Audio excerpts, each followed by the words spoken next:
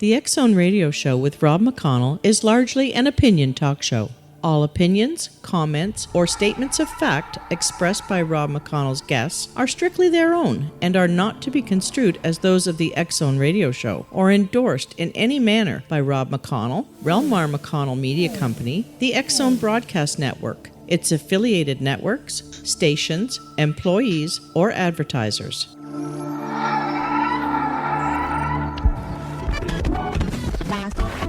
All Hit Radio.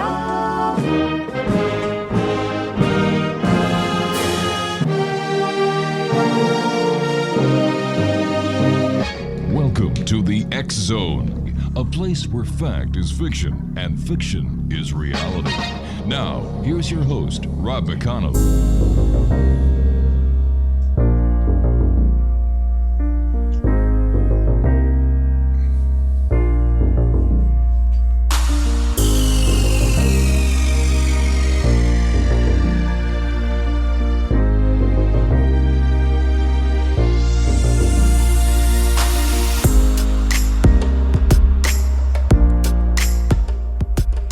Welcome back, everyone. This is the X Zone. I am Rob McConnell, and we're coming to you from our broadcast center and studios in Hamilton, Ontario, Canada. If you'd like to send me an email, xzone at xzoneradiotv.com, on all social media sites, X Zone Radio TV. And if you'd like to see the broadcast schedule for the X Zone Broadcast Network, go to www.xzbn.net. And for our broadcast schedule on Simul TV on the X Zone TV channel, www.simultv.com. And we're coming to you tonight around the world on the X Zone Broadcast Network, Talkstar Radio Network, Mutual Broadcast Network, iHeartRadio, Simul Radio, and Simul TV. My guest this hour is Charles Lamoureux. He is a medical consultant for a multi-billion-dollar company. He began filming UFOs regularly from his 21st floor apartment in 2011. Since then, he has thousands of hours of sky watching, and his videos have been remarked on YouTube by the quality of his captures and by the professional way he is studying strange UFO fleets near Vancouver, British Columbia. Joining me now is Charles Lamoureux. And Charles, welcome to the X Zone. Well, thank you, and happy to be here, Rob. Great talking to a fellow Canadian. And yes. Yeah, from one side of the country to the other. How did you get involved in the filming of these videos, of these UFOs and the fleets? Well, it's put it this way, I had no idea I was going to get involved in this at all. I was a total skeptic with UFOs. I mean, I thought it was just, pure, a joke. People would play around and they're all fake. And of course, a lot of them are. Mm-hmm. But back in 2010, around that time, I'm an astronomy enthusiast. So I had a lot of telescopes and observed the night sky. I've been doing this for over 25 years. And one night back in 2010, looking at the moon, I had my camera on my telescope ready to take beautiful photos of the moon. Right. And all of a sudden I saw this, I have to say it was a diamond-shaped craft. It wasn't a kite. It wasn't anything, because I know the night skies quite well. And it was kind of shimmering and like on ice. It was just like, it wasn't drifting with the wind or anything. It just went across the moon. And here I'm looking at this, and here I'm supposed to be taking photos of the moon. I had my camera and everything. It was like perfect opportunity. And I didn't even take a photo because I was just stunned. I go, what is this? Right. And so that kind of set things off. And I started doing a lot of research on the internet. And I started seeing a lot of amazing videos from people. And I started buying some gear, night vision gear. And that's really how it all got started. Yeah, I was amazed. I mean, I had to find out what I saw, and I started to look at the night sky with a different perspective using night vision gear rather than telescopes. Because telescopes, you only see a portion of the sky. Right. And of course, if you're looking at the moon, you're just looking at the moon. But if you're looking at the stars, galaxies, you're looking at a very small fraction of the sky. So with looking for UFOs, you have to look at a broad spectrum, the whole sky, quarter of the sky, and you have to start looking at like a grid pattern. That's how I started, realizing if I'm going to capture these UFOs, I have to go through the whole sky through a grid pattern. And that's how I started capturing these orbs around Vancouver. What are these orbs? Have they been identified? What do we know about them? Or what have you discovered doing the research that you've done that what these orbs are? Well, it's a really great question. I think a lot of people that are doing what I'm doing right now really don't know. I think what I do know for a fact that they are intelligent. They do come around to the condos around Vancouver. They do stop. They make these weird movements. The fact that they're not bugs or birds or bats, something that's in the sky. If it was drifting with the wind, it wouldn't just stop midair and kind of like just stop for a few seconds and then move, do this, and then start jiggling around, then zipping off. And they come in different colors. They come blue, orange, white, semi-translucent. I've even seen a saucer shape with a hole in the middle, spinning and wobbling at the same time for a 3 or 4 month period. And I captured that 4 or 5 times, and I have no idea what that was. But the majority of them are spheres, from anything from a golf ball size. They could be very, very bright or very translucent. And the only way to pick them up is with night vision gear or infrared. Or size of beach balls. And I saw 3 that were size of like small little cars that just showed up in midair and started moving towards my condo. That was the only time I got really scared. I have no idea what they are. How do you gauge the size of these orbs? Well, because where I'm at on the 21st floor, right, a lot of them are quite low. Again, I don't know if they're 1,000 feet or 2,000 feet. I kind of look at the perspective from the top of the buildings, because a lot of my videos, you can see the bottom of the buildings. And being that I know, I can estimate quite well. Again, I'm just estimating.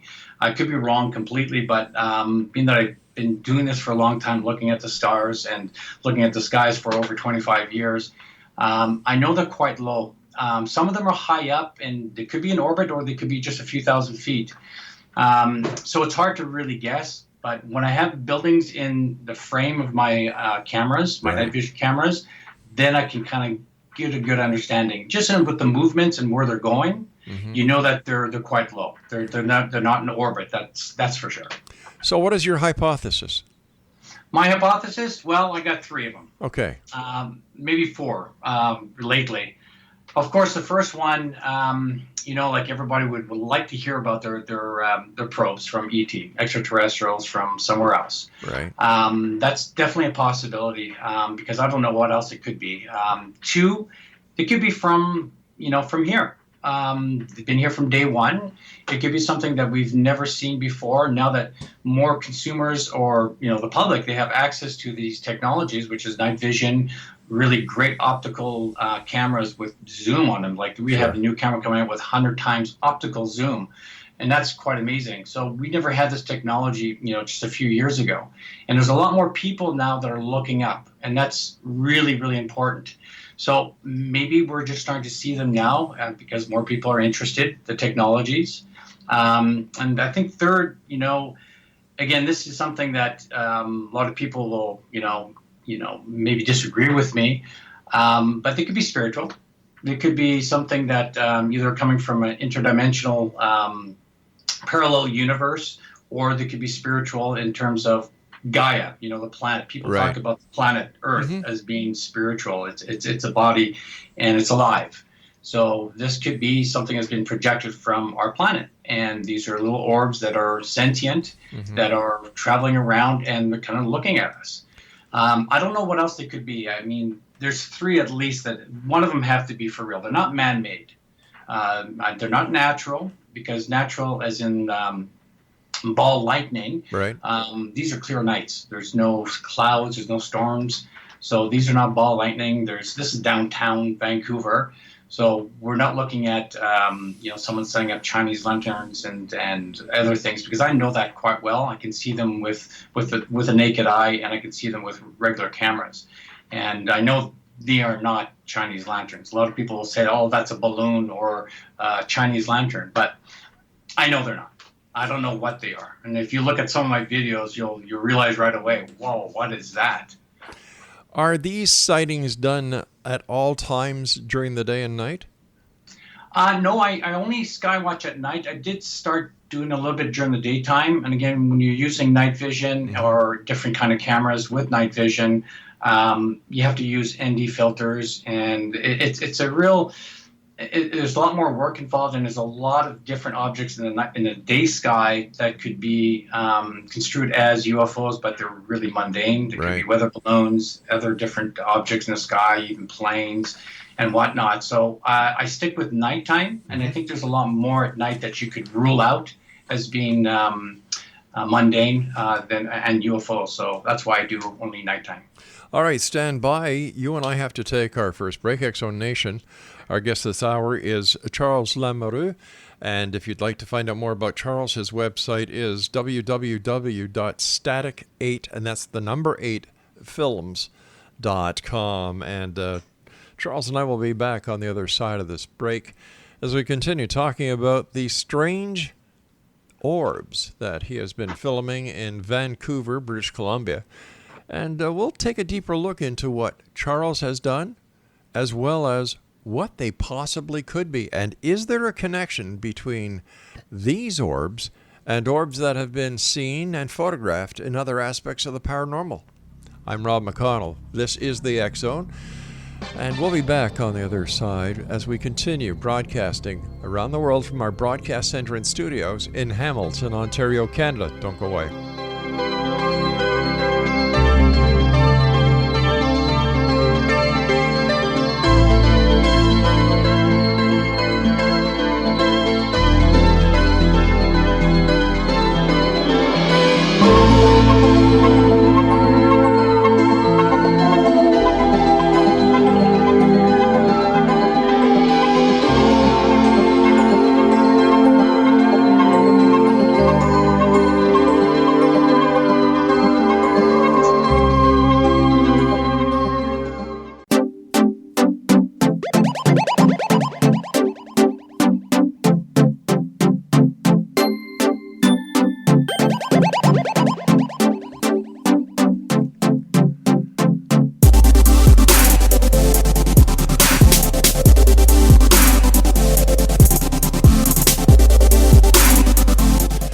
Welcome back, everyone. Charles Lamoureux is my special guest. His website is www.static8films.com. We're talking about the video footage that Charles has taken from the 21st floor of the apartment building that he lives in, right off his balcony, X-Zone Nation.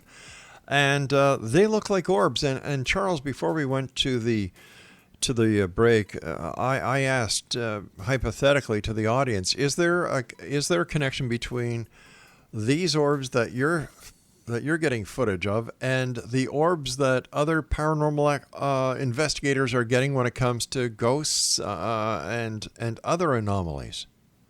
Yeah, again, that's a wonderful question, Rob. You know, I'm not sure, but you know that I think that they might be. Mm-hmm. I'll tell you why, because the one experience, and again, this one experience that I had, I didn't capture it on film, and I'll go into the detail. This validated all the video footage I had previous to this experience. This was back in 2016 in December, which I normally don't skywatch because, you know, in Vancouver it rains a lot. It's a lot of clouds. So I only skywatch when the skies are clear and you can see the stars. Mm-hmm. And I was watching TV, and on the side of my eye, I see this blue light bouncing up and down from the 20th floor to the 21st floor.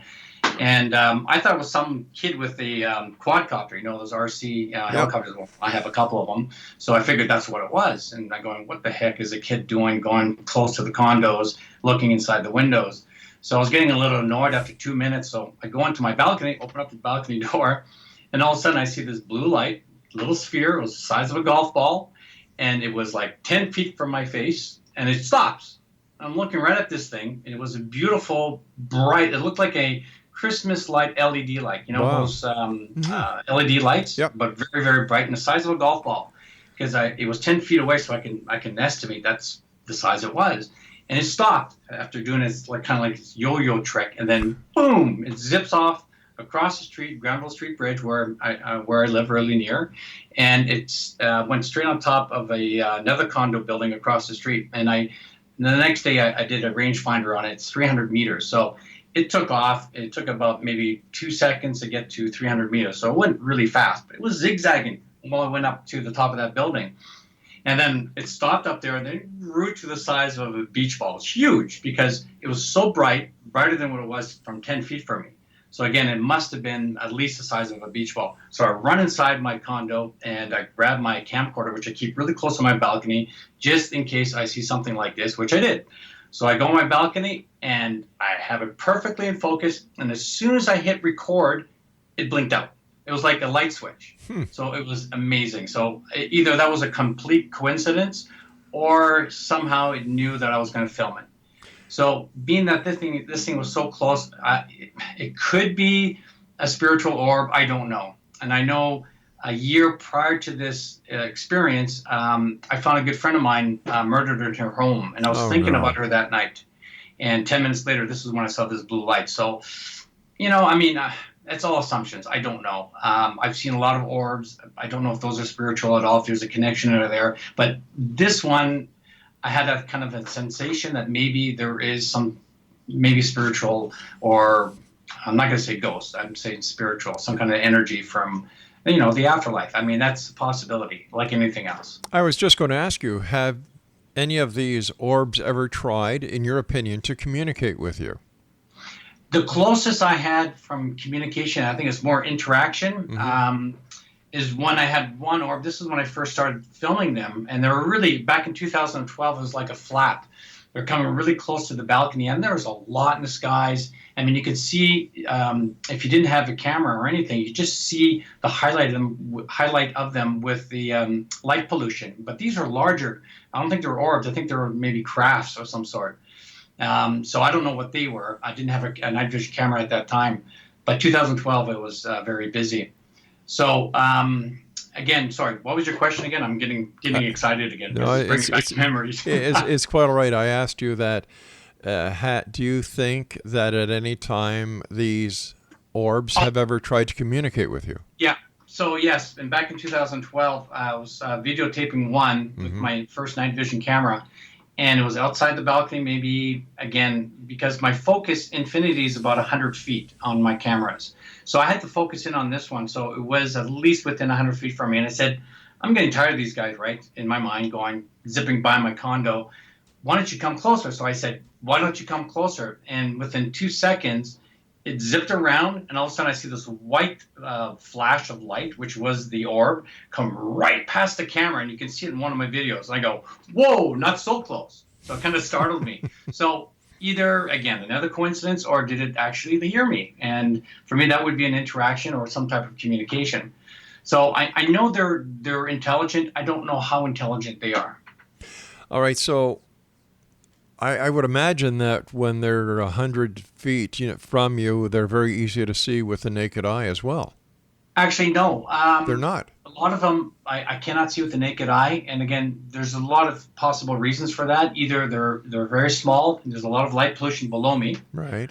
Or they're too dim. A lot of times they're very bright, like the blue one that came really close to me. And I've seen maybe half a dozen other ones that are very bright that I never caught on video. Unfortunately, I didn't have my camera. But the one that was very bright, like a LED Christmas light, that was the size of a golf ball, and then it went away, and you saw it getting larger to the size of a beach ball. Yeah. Was this? Could you see this with the naked eye, or only through your? You absolutely. could? That's what got my attention. All right. Because I was watching TV. Yeah, that's what I thought. It was like on the side of my eye, so it was blue light. But again, I didn't videotape it because it blinked out as soon as I had it in focus. Was there anyone with you at any time when you saw the ones that you could see with your eyes? Yes. Yes, I had my brother, I had two of my brothers, and my nephew. They've had my nephew, my one brother, they've witnessed one with me, and then my other brother from Miami, he witnessed another one with me. So they've seen it. They were totally skeptics. They never believed that I was filming UFOs, and they visited, and also, bingo, there's one, and they go, wow, no, that's a helicopter. Like, no, look, bing, it blinks out. What was that? So then a fireworks display. And again, one of my videos is called, this was back in 2012, one of my first UAP or UFO videos. It was after the Celebration of Light fireworks display that we have here in Vancouver. And I went with my nephew and my brother, and we were watching the fireworks, and then there was this sphere of light that was way out in, I guess, maybe about a mile out. I mean, I'm just estimating again. It wasn't part of the fireworks display. They only reached to maybe about so many meters high, maybe 300-400 meters high, the fireworks, maybe a little higher than that. This was further out, maybe a mile, and it was about maybe 1,000 meters high. And again, I'm just guessing. Right. But it was doing a yo-yo thing, and it was changing color with the fireworks as it was going up and down for a whole 25 minutes. And in 2012, yes, we had drones. Yes. But not as many as you would think today. You know, you can buy them anywhere in the stores. You had to build your own drones, because I had built one in 2012. First thing that went into my mind is that a drone? But there's no way a battery back then, lithium batteries, that could last 25 minutes, and especially going up and down like this and way out there and changing colors with the fireworks. And then it just disappeared. And then 20 minutes later, when I came home, I go, I'm going on my balcony and see if I can capture this thing. And yeah, I did, actually. I thought it was a satellite initially. And I call this video, it's on my YouTube channel, a UFO pretending to be a satellite. And it came around the condos, and it looked like a satellite, you know, with my night vision device. And I could see with the naked eye. It was bright like Saturn. As it, you know, again, a lot of satellites with reflection with the sun could look like Saturn when it's moving, right? And then it bounces back when it hides behind one of the edges of the condominium complexes. And it does like a 180 and turns around. And for me, satellites don't do that, or anything else I can imagine. And so that was one of my better videos that kind of validated what we saw at the fireworks display. I can't think of what else that could have been. You live in an area with other high-rises and other condominiums. Yes. Do any of the other occupants of any of the other condos ever see what you see? I don't know. I've never asked anybody else, and that's a good question. Maybe I should. I know there's a lot of people in Vancouver that have witnessed similar objects in the night sky. Mm-hmm. A lot of people send out Chinese lanterns in English Bay and nearby, and those are really easy to spot. And people that are not familiar with Chinese lanterns will think those are UFOs or orbs. Right. And again, you have to have an interest too, and you have to be looking up. People don't really look up on the majority of the time. It's getting better though. Have any of these? Let me ask you this question, because I've got to go to a break. Yeah. Video surveillance cameras. Condominiums usually have them. Any of these orbs been caught on video surveillance? That is a great question. You know what? I'm going to start looking into that, because there's tons in this neighborhood. Yeah. Especially at the growth that we're getting in Vancouver right now. You can see these security cameras like right next to me, because I use my night vision. You can see the infrared lights that are everywhere on the buildings. You can't see with the naked eye because they're infrared light. That's Only right. night vision can pick them up. All right, stand by. We've got to take our news break at the bottom of the hour. Exo Nation, Charles Lamoureux is our guest this hour, and his website is www.static8films.com. That's www.static8films, and that's the number 8films.com. And Charles is in beautiful British Columbia. We'll be back on the other side of this break as we continue here in the X Zone talking about UFOs, orbs, and much more. Don't go away.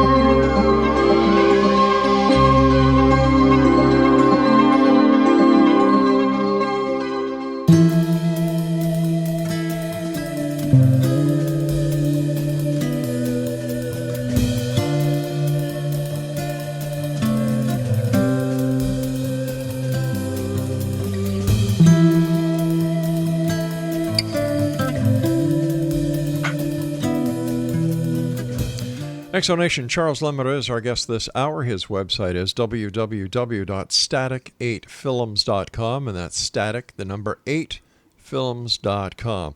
Charles, I understand that you experimented with a laser and a laser light, and these orbs, UFOs, seem to have acknowledged the existence of this light. And tell us what happened. Well, yeah, it was really interesting. Again, this was when I was getting tired of them not coming closer to my balcony or interacting, communicating, whatever you want to call it. So I built my first one, and I don't use the green laser lights that you can see with the naked eye. These are all infrared laser lights, and they can be very, very strong. They can reach up to 2 or 3 miles. Actually, they're very, very strong. They're very powerful. They're dangerous as well in terms of because you can't see the laser light with the naked eye, you can burn your eye out. So you got to be careful. So yeah, I had one, my very first one. It was a satellite-looking object that was descending, and after doing this for so many thousands of hours, you kind of tell that this is not your usual object in the night sky. It's not a usual satellite-looking object. And I immediately assume it's probably going to be a UFO because the way it moves, or descending very slow, because I've seen this over and over. So I shined my first laser at this one object as it was descending, and a couple of flashes, and boom, it would flash back. And again, people will say that was an iridium flare satellite, which is a type of satellite. It's again, it reflects off the sun and flashes back. You see that a lot in the night sky. But the way it flashed at you, it was immediate, and it immediately shuts off. And for me, that was a reaction to the laser light. So that was my first one. So it was actually quite thrilling. So yeah, I'm going to keep on trying this. And then one night I had these orbs again. I had 2 of them zipping around the balcony, and they would stop, and they wouldn't come any closer. And again, I was getting tired, so I took out my laser light. And they were a speck of light. They weren't very bright. But I knew they were orbs because they didn't react like bugs. They didn't react like a bat. You wouldn't see the wings because you can really see the wings with night vision and get used to it, being able to detect this. Or any kind of other bird, because they would stop. Birds don't stop in midair. So I took my laser light, and I happened to hit one with the laser light. And it was actually a lot larger than the speck light that I was seeing with the night vision device. And when I hit that laser, that object, the orb, I guess illuminated it to maybe the size of a beach ball again, because, again, I'm estimating with the infinity focus on my night vision device. It's the best I can do. And then it started to wiggle, and I couldn't hit it after that. It actually saw the laser light. It was infrared. You couldn't see with the naked eye, so it could actually see it because I couldn't hit it afterwards. And, again, that's on my YouTube channel. You'll see me playing around with this orb. It's actually quite exciting. So after that, maybe 5 minutes after it took off, there's nothing else. I packed in my gear. I was bringing all my cameras into my balcony, into my condo. And all of a sudden, these 3 large orange spheres, I mean, these were the ones I was mentioning earlier, size of little cars. 3 of them, boom, boom, boom, just popped up over Granville Street Bridge. You know, the reason why I know these were only maybe at 2,000 feet, you can see that they were bright and plasmatic, and it was like plasma moving in it. You could see it, and it felt very near. It felt like only 2,000 feet. And they're a lot larger than anything I've ever seen before. And they were moving towards my building over the Granville Street Bridge on my left-hand side, which was south. So that's the only time I got scared. So I ran inside into my condo. I closed the balcony door, and I closed my blinds. So I was peeking through the blinds, looking at these things approaching. And as soon as I was peeking through, one blinked out after the other. Blink out, blink out, blink out, and that was it. So the reason why it scared me is because maybe I was playing around with these orbs and they didn't like it. And mommy and daddy, or whatever they were, showed up after that. So that was pretty exciting. Man, I wish I had my cameras at that time, but I think I probably would have ran inside. Who do you think is controlling the interaction between you and these orbs? Who's controlling it? Yes. Oh, gosh. You know, that's a really good question. I think a lot of people have come and said a few things similar to that, or mentioned that to me, that maybe they're responding to my interest or my will to see them. Again, this is the basis behind, CE5. You've heard of that before, where people meditate and want to see, UFOs or ET, extraterrestrials. So you're talking about the classification of close encounter number 5. Yeah, it's Stephen Greer came up with this CE5. It's a terminology he came up with to investigate UFOs and to meditate around and to try to communicate with extraterrestrials and try to get their reaction or communicate with them. And so there's a lot of groups out there that are doing that. I'm not really a big fan of that. Again, I've never really tried it, but I think there is some type of conscious or telepathy, you may want to call that, within these entities, spheres, phenomena, whatever you want to call it, because I still don't know what they are, only because of the times I've had with them in the last 8 years. Again, with the blue orb that came on the side of my window, I don't think it was there for anybody else, being that it stopped when I came on the balcony and took off. I mean, was it getting my interest, like me to come out? I don't know. And all the ones that came around me. And again, I haven't heard of anybody else. It hasn't been in the newspaper, and I do check a lot of the Facebook groups and social media. Anybody in the downtown core or Yaletown area where I live that have had these kind of experiences. So why do you think it's you? Maybe they are trying to communicate with me or something. I don't know. But why you? Why not somebody else? I think maybe because my experience that I had in the park right next to my building when I saw that big, large, whatever it was, diamond-shaped craft that came across the moon, and my will to passion behind it to see them, to know what they are. I'm talking about obsessed here. I spent thousands of dollars on equipment, and I spent thousands of hours over the last 8 years on my balcony and in different parks around British Columbia to try to find out what these things are. So maybe that has something to do with it. I don't know. I can't commit one way or another if that's the reason. Mm-hmm. But I don't know why else I'm getting it. I don't know. That's a very good question. That's why I'm going to try this meditation, kind of vectoring and summoning these UFOs or orbs right. To your location and see if that does anything. Because right now it's been very, very diminished now. I haven't seen anything in the night sky for over a year now. Actually, less than a year. August in 2017 was my last one. Wow. And again, that's on my YouTube channel. Let me ask you this. Have you shared your videos with the authorities, the military, the police? Have you said, this is what I'm seeing, this is what I'm getting on video? I don't know what they are. What is it? Can you help me? I never thought of doing that. No, I haven't. I've shared it with the UFO community because I thought I would get some more answers, but they can't. They can't help me. So I had to do a lot of my own investigations myself to try to come up with answers to what these are. So after doing a lot of that, then when I got contacted by a video production company that wanted to do a documentary on what I was doing and what I was seeing in the night sky.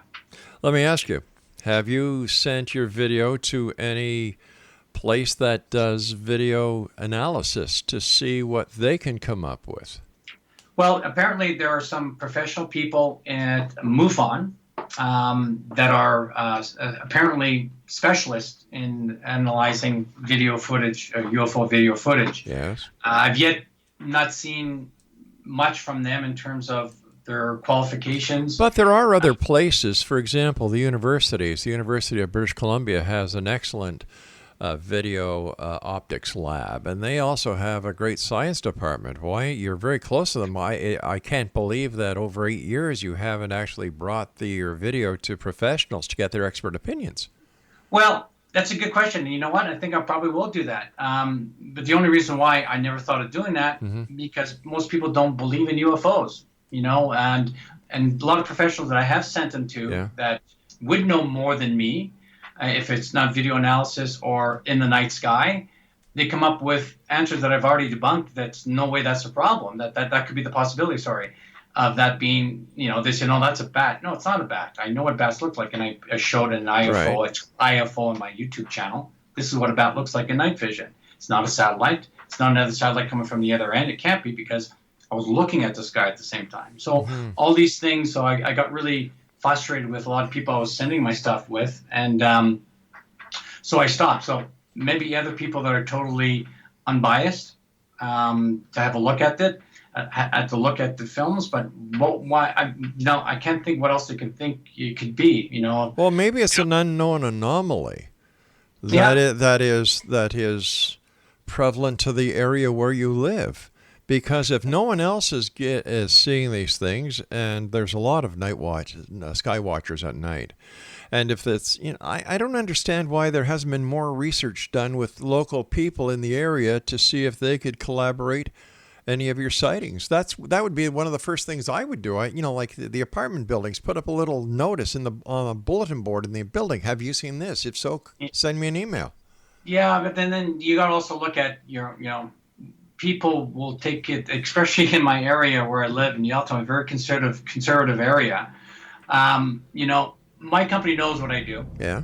A lot of people, are kind of making jokes about it, and I wouldn't feel comfortable doing that with my neighborhood. All right, stand by. We've got to take our final break. Exo Nation. Charles Lamoureux is our guest. His website is static8films.com. That's static and the number 8films.com. And we'll be back as we wrap up this hour here in the X Zone from our broadcast center and studios in Hamilton, Ontario, Canada. Don't go away.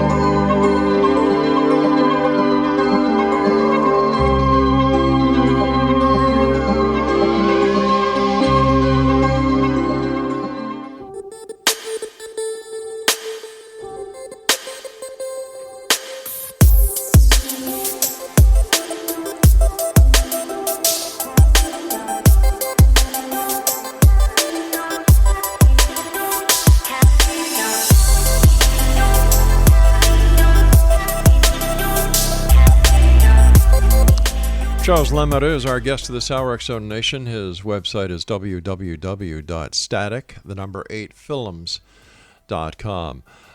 Charles, I'm having a bit of a problem understanding a few things, and maybe I'd like you to help me kind of fill in the blanks that I'm missing. You've been doing this for 8 years. You have thousands of hours of video footage. You're living in a very populated area. You're a sky watcher. You have these thousands of hours of video of these anomalies. You haven't brought them to experts to be analyzed to see if the scientific community or the university community can help you. You haven't put up any notices in any of the buildings or tried to find out if anybody in the area is seeing the same. Wait a sec. Has seen the same anomalies as you are, and what was the other part? And yet you're concerned about what people might say in my neighborhood. Yeah, in your neighborhood, and yet you've got these on YouTube. It doesn't make sense. Well, there's one thing in putting them on YouTube. They don't know where you live. Okay, number two, people don't always look at UFO videos on YouTube that may live in this area.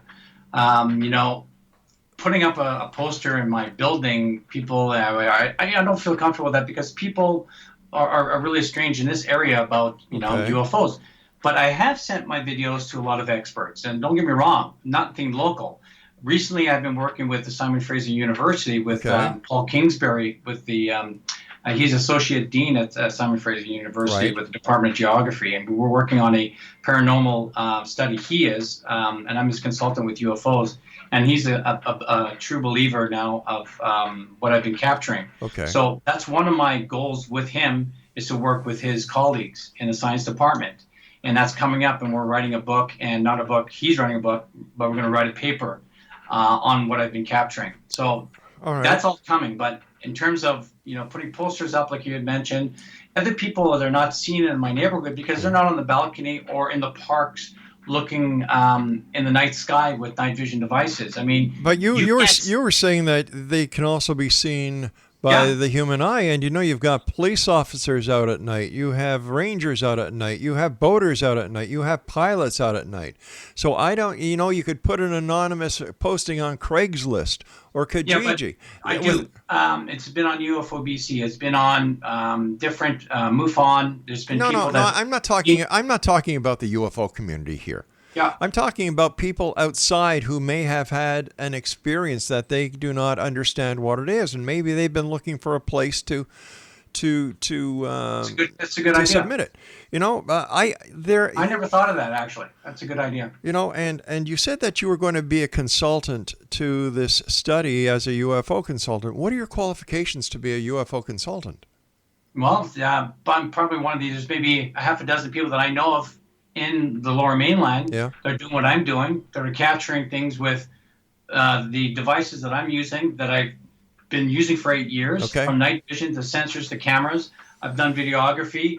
I'm an expert in these devices. I mean, I can't say that someone that just buys a night vision device knows what they're doing with it. They don't. I mean, it took me 8 years to learn how to use it, and to learn what to look in the night sky. Okay. Being with 25 years as an astronomy enthusiast, I know my night skies. I know the stars. I understand that, and I appreciate that you. That's my expertise.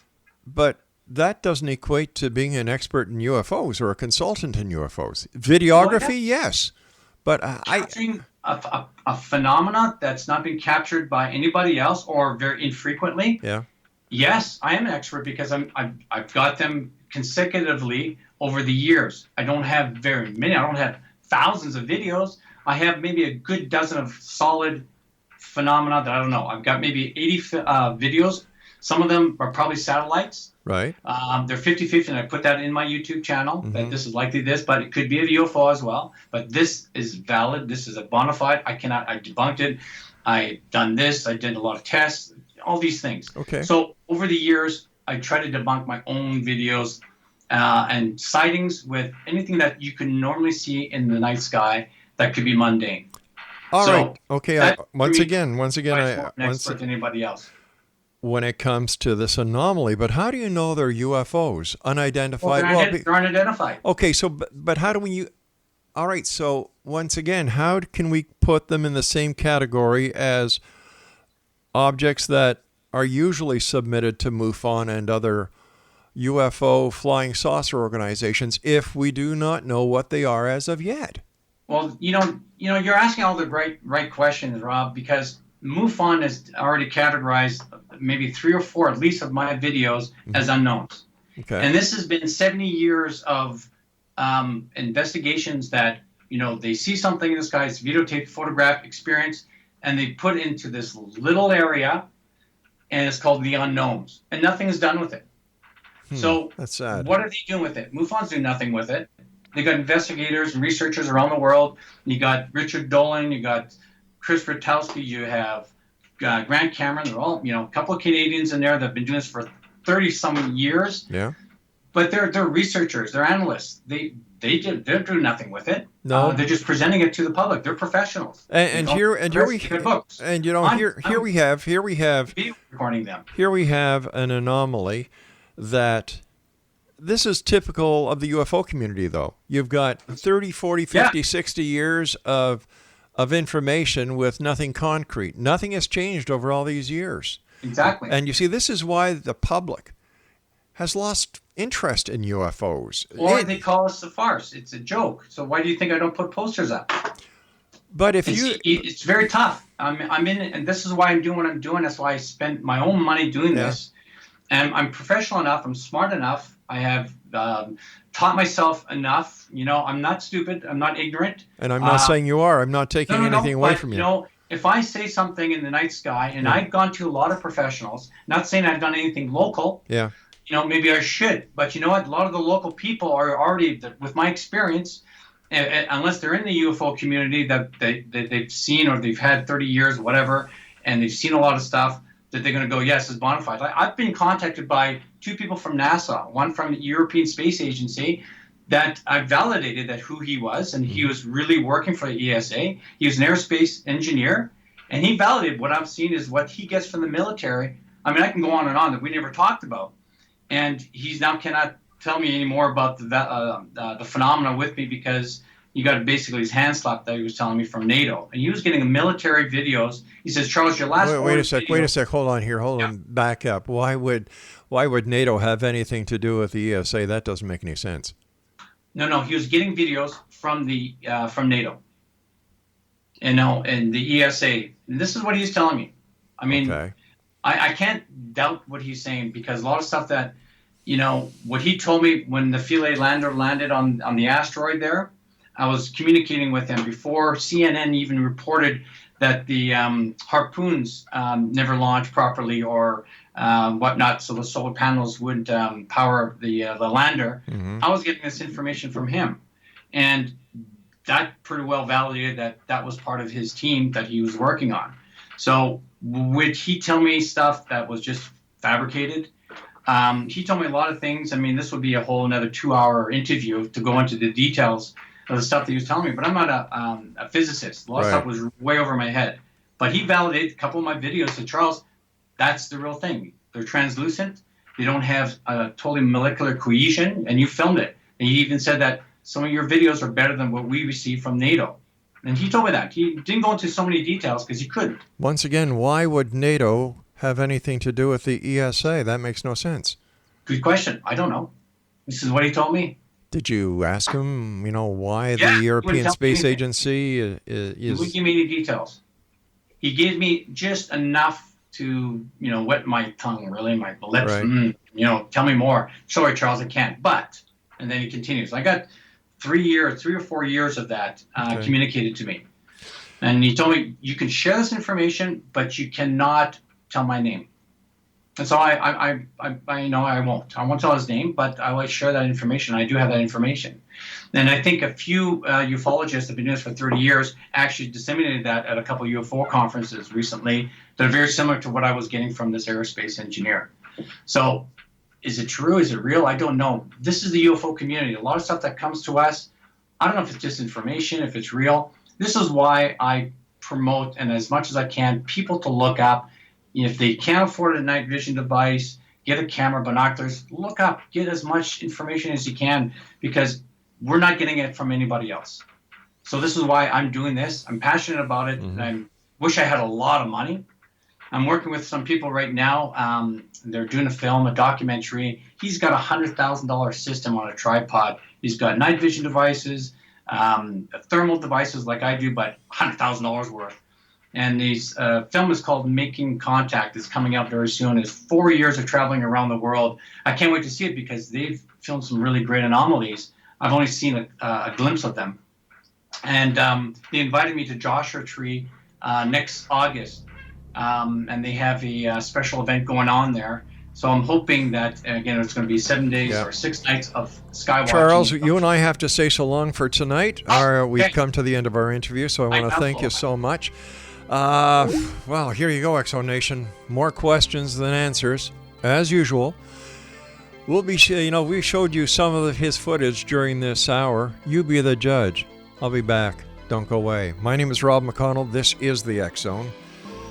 And I don't know. Send me an email, xzone@xzoneradiotv.com. Tell me what you think. And if you're listening to us on the radio and you want to see these videos, visit his YouTube site. And all you need to do is type in Charles Lamoureux, and it'll pop up. Don't go away.